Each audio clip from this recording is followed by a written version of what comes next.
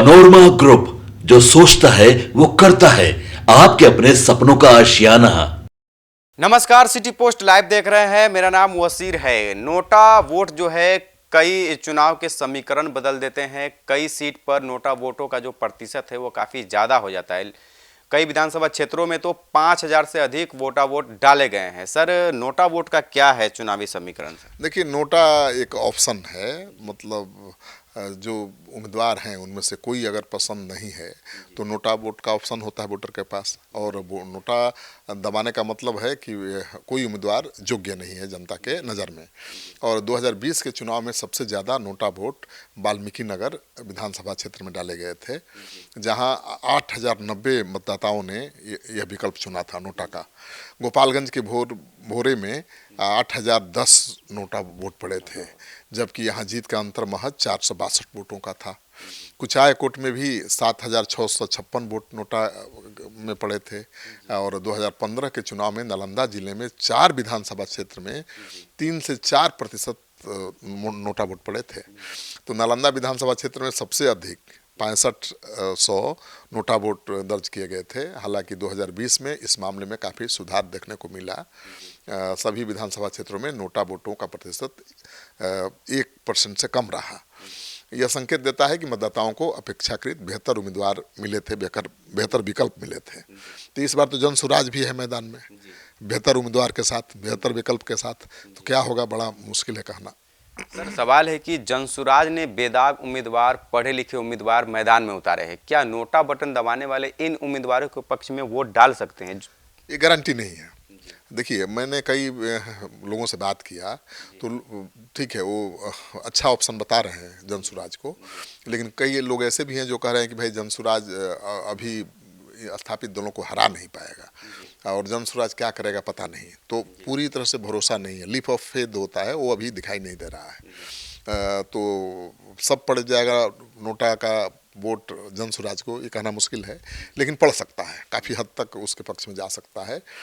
जनसुराज से लोग प्रभावित तो हैं ही, लेकिन अभी तक उन्हें ये भरोसा नहीं हो पाया है कि जो चुनाव जीत सकता है।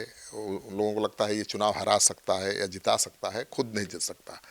लेकिन कई सीटों पर जनसुराज मजबूती से लड़ भी रहा है और जनसुराज दर्जनों सीटों पर मुझे लगता है कि कड़ी टक्कर दे रहा है या चुनाव को त्रिकोणात्मक संघर्ष में बदल रहा है। तो दर्जनों सीटों पर जनसुराज स्थापित दलों को कड़ी टक्कर दे रहा है, लेकिन ज़्यादातर सीटों पर चुनाव जीतने की बजाय वो किसी को चुनाव हरा रहा है या जिता रहा है। तो नोटा वोट की जगह, माने नोटा की जगह लोगों ने अगर उसको चुन लिया तो मुश्किल बढ़ जाएगी। सर, कोसी सीमांचल में महागठबंधन को भारी नुकसान पहुंच रहा है, वहीं दर्जनों सीटों पर एनडीए को सीधा नुकसान पहुंचा रहा है एनडीए को। हाँ, जनसुराज कोसी सीमांचल में महागठबंधन को करीब 11-12 सीटों पर नुकसान पहुंचा रहा है, एमआईएम जनसुराज मिलकर। और कई इलाकों में एनडीए को भी नुकसान पहुंचा रहा है। अगर नोटा की जगह लोगों ने जनसुराज को चुन लिया तो नतीजे चौंकाने वाले हो सकते हैं, क्योंकि नोटा वोट 5% तक पड़ चुके हैं। तो अगर 5% एक मुश्त वोट मिल गया जनसुराज को तो आप समझते हैं पूरा नतीजा ही बदल जाएगा। यानी नोटा का वोट जो इधर शिफ्ट हो सकता है। और शांत किशोर तो इसी उम्मीद पर न है भाई कि जिन लोगों ने एनडीए को नहीं चुना या एनडीए के लिए वोट नहीं किया, जिन लोगों ने महागठबंधन के लिए वोट नहीं किया, वो जनसुराज के लिए वोट कर सकते हैं। और इसी आंकड़े पर, इसी फार्मूले पर वो काम भी कर रहे हैं। तो उनको वोट कटवा कहा जा रहा है और वो कह रहे हैं कि हम वोट कटवा हैं, लेकिन इतना वोट काटेंगे महागठबंधन का और एनडीए का कि सब खत्म हो जाएंगे और जनसुराज ही नजर आएगा। तो इसमें शक नहीं है कि पहले लग रहा था कि जनसुराज बहुत बड़ा कमाल नहीं दिखा पाएगा इस चुनाव में, लेकिन अब धीरे धीरे जैसे जैसे चुनाव नज़दीक आ रहा है जनसुराज का प्रभाव बढ़ता हुआ दिखाई दे रहा है। 2 दर्जन सीटों पर मैं गया था देखने के लिए कि जनसुराज का क्या प्रभाव है, उम्मीदवारों को परखने के लिए। और मुझे लगा कि 2 दर्जन में से 15 वैसे उम्मीदवार होंगे जो बहुत मजबूत हैं और कांटे का टक्कर दे रहे हैं। कोसी सीमांचल में तो और भी जो अल्पसंख्यक उम्मीदवार चुना है जनसुराज ने, वो तो गजब के उम्मीदवार हैं। अब सरफराज को चुन लिया जो कि हाट में कितना मजबूत उम्मीदवार है, आप पता है, मंत्री रह चुके हैं, कई बार विधानसभा चुनाव जीत चुके हैं, चाचा तस्लीमुद्दीन के वारिस हैं। इसी तरह से कुछ वहाँ है कस्बा सीट, वहाँ पर तो बबलू मुखिया है, मुसलमानों का हीरो है वहाँ। और उस इलाके के थाने में कोई केस ही नहीं जाता है, पहले केस उन्हीं की अदालत में आता है, वो अदालत लगाते हैं और वो नौजवान जो कहता है वही लोग मानते हैं। और केवल पंचायत के लोग नहीं, पूरे विधानसभा क्षेत्र के लोग और जिले के लोग वहाँ आते हैं अपना केस मुकदमा का फैसला लेने के लिए। तो सोचिए कितना प्रभावशाली है। तो वो टक्कर दे रहा है, कड़ी टक्कर दे रहा है। तो कई ऐसी सीटें हैं जहां पर महागठबंधन को जनसुराज नुकसान पहुंचा रहा है और कई ऐसी सीटें हैं जहां पर एनडीए को भी नुकसान पहुंचा रहा है। सीमांचल में एमआईएम को भी पीछे छोड़ेगी जनसुराज इस बार? अब देखिए, जैसे जैसे उम्मीदवार दिया है जनसुराज ने, तो मुझे तो लगता है कि पीछे छोड़ सकता है। देखिए, एमआईएम ने पिछले चुनाव में 5 सीटें जीती थी, इस बार मुझे नहीं लगता है 5 सीटें वो जीत पाएगा। लेकिन महागठबंधन को एमआईएम और जनसुराज मिलके ठिकाने लगा सकते हैं और मुझे लगता है कि जनसुराज को कोसी में, सीमांचल में सफलता मिल सकती है, अच्छी सफलता मिल सकती है। तो पहले कहा जा रहा था खाता ही नहीं खुलेगा, लेकिन मुझे लगता है खाता खुलेगा, खाता खुल सकता है जनसुराज का। मैं चेरिया बरियारपुर गया था, वहाँ भी अच्छा जनसुराज का उम्मीदवार है। बछवाड़ा में जहाँ पर गरीबदास फंसे हुए हैं वहाँ पर आईपी गुप्ता ने समर्थन कर दिया है सीपीआई का, वहाँ पर बछवाड़ा का उम्मीदवार जनसुराज का उम्मीदवार बहुत मजबूत है। इसी तरह से आपका बेगूसराय की एक और सीट है, मुझे नाम याद नहीं आ रहा है, नहीं, वो बेगूसराय के बगल में ही है, जहाँ से आर्यन सिंह उम्मीदवार हैं, वो बहुत प्रभावशाली हैं। तो वो भी चुनाव के नतीजों को प्रभावित करेंगे।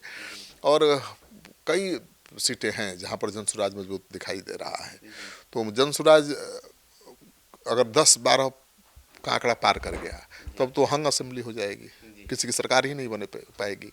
क्योंकि भले सर्वे में दावा किया जा रहा है कि 150-60 सीटें एनडीए को मिल रही हैं, लेकिन मेरा तो अंदाजा है कि 122-23 चाहिए सरकार बनाने के लिए, 23, और मुश्किल से एनडीए को 130 सीटें मिल रही हैं।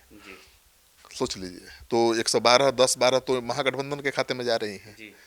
काफी काटे या जनसुराज उसमें से कितना काट पाएगा महागठबंधन के खाते की सीट, ये देखने वाली बात है ना। तो बहुत कम अंतर से जीत हार होनी है ज़्यादातर सीटों पर, और महागठबंधन और एनडीए के सीटों में बहुत ज़्यादा फर्क नहीं रहने वाला है। जनसुराज कह रही है कि अगर किंग मेकर की भूमिका में अगर जनसुराज आती है तो किसी भी दल को समर्थन नहीं किया जाएगा, यानी राष्ट्रपति शासन लगवा करके फिर चुनाव में जाएंगे। देखिए, ऐसा नहीं है। जब ऐसी नौबत आएगी जब, तो सबसे बड़ा दल जो गठबंधन होगा उसको मौका मिलेगा।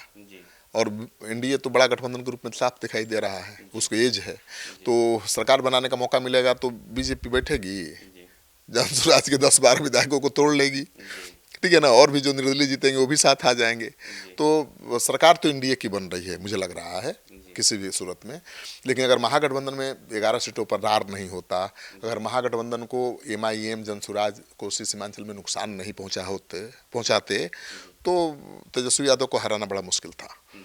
और जो शाहाबाद है, मगध, अगर एनडीए पहले की तरह वहाँ मजबूत हो जाता, कोशिश किया था, बहुत प्रयोग किया गया है, लेकिन वो प्रयोग सफल होता दिखाई नहीं दे रहा है। पिछले चुनाव में 2 सीटें मिली थी एनडीए को, बाकी सीटों पर महागठबंधन का कब्जा था। इस बार मुश्किल से 7-8 सीटें एनडीए के खाते में जा सकती हैं, मतलब 5 सीटें बढ़ सकती हैं या 6 सीटें बढ़ सकती हैं। तो बहुत अंतर नहीं है महागठबंधन और एनडीए के बीच। तो एनडीए को एज है, लेकिन महागठबंधन कड़ी टक्कर दे रहा है। तो देखिए, इस बार का चुनाव काफ़ी दिलचस्प है। कई बार किसी उम्मीदवार का विकल्प नहीं मिलता था वोटरों को तो नोटा की तरफ जाते थे, लेकिन इस बार जो है प्रशांत किशोर एक विकल्प है, जनसुराज एक विकल्प है।